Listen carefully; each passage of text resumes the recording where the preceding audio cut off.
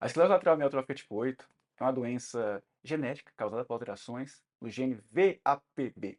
Esse gene contém as instruções para fabricar uma proteína chamada proteína B associada à proteína da membrana associada a vesículas, que eu vou chamar só de VAPB, tá bom?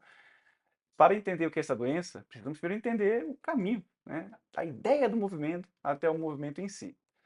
Tudo começa no córtex motor, né, com a vontade de se mover. Nessa região, nós temos o corpo do que chamamos de primeiro neurônio motor.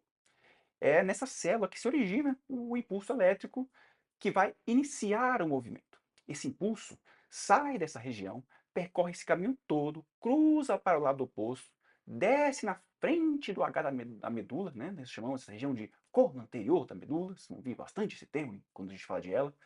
Chegamos no nível exato do nervo, que inerva o músculo que você quer mover, e lá ele encontra com o corpo do segundo neurônio motor. Esse impulso vai então passar para o nervo e viajar até a junção entre o nervo e o músculo, é a junção neuromuscular, onde será convertido em um sinal químico que fará o músculo contrair. E depois elétrico, né? Elétrico e químico. A hernia do tipo 8 é uma doença dos neurônios motores. Se compararmos o neurônio motor com uma cidade, o VAPB seria uma proteína que fica em uma das fábricas da célula. Lá, ela funciona como um coordenador de logística, criando ligações temporárias e pontos de contato entre a fábrica e as demais organelas. Além disso, ela tem outras funções importantes. Ela decide quando chamar os caminhões de lixo para limpar e reciclar os componentes danificados, e atua na coordenação para liberar produtos essenciais da fábrica, como proteínas, gorduras, para que eles saiam de lá e vão até os locais onde não tem, saem pelos correios e vão até o final dos axônios. Na ela tipo 8, ocorre uma falha em uma das cópias do gene VAPB, seja uma cópia que veio do pai, seja uma cópia do gene que veio da mãe. Esse é um padrão de herança que nós chamamos de autossômico dominante. Nas doenças dominantes, um dos pais costuma carregar uma cópia do gene alterado e possuir a mesma doença. Eu digo costuma porque mutações novas podem surgir espontaneamente, o que chamamos de variantes de novo. Então vai brigar com seus pais falando que não é filho deles, porque isso pode acontecer ao acaso.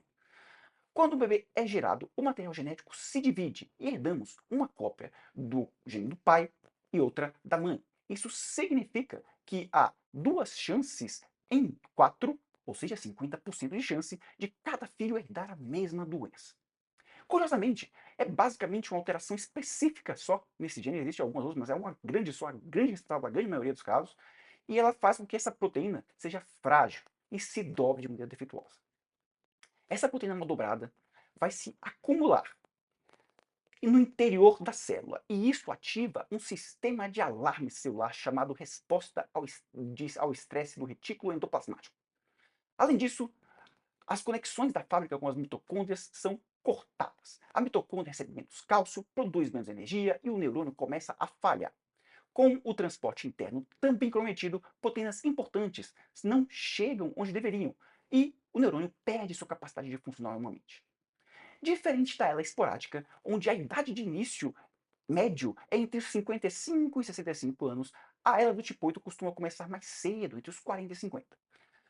Anos antes do primeiro sintoma de fraqueza, não é incomum o paciente ter câimbra, sentir o músculo pulando e ter tremores para manter a postura ou realizar ações.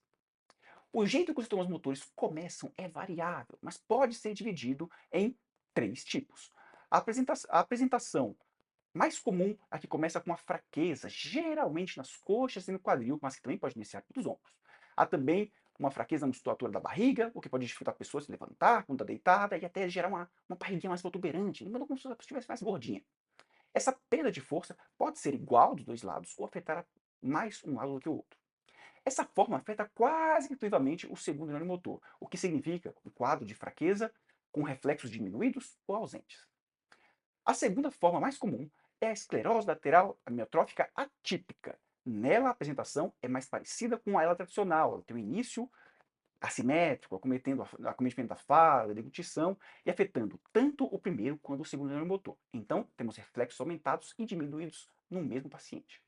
O que a torna atípica é o fato de ela ser lentamente progressiva. O terceiro tipo é o mais incomum. é uma ela típica, que progride na velocidade habitual de uma ela. Além da perda de força nos músculos, ficam mais finos, o que chamamos de atrofia. A progressão dessa doença é bastante variável, mas ela tende a ser lentamente progressiva na grande maioria dos casos. Para vocês terem uma ideia, em uma série de casos publicada em 2004 sobre pacientes com a forma atípica, 2/3, ao final do estudo, não precisavam de cadeira de rodas, por exemplo. E para os que precisaram, isso aconteceu de 2 a 60 anos após o início dos sintomas. Ou seja, tem pessoas que falecem muito tempo depois. Se você for pensar assim que uma pessoa pode começar a ter 30 e 40, já pensou a pessoa perder a capacidade de lembrar aos 90, ela morreu de infarto antes. Hoje o tratamento envolve os mesmos cuidados e medicações da AELA esporádica. E até a data de revisão desse vídeo, infelizmente, não há nenhuma medicação específica aprovada no mundo para a AELA tipo 8, nem ensaios clínicos abertos recrutando pacientes especificamente com essa condição na plataforma clinicaltrials.gov. Gostou? Salve esse vídeo para rever depois e me siga para acompanhar os próximos, porque entender o seu cérebro e seus neurônios motores não precisa ser um dor de cabeça.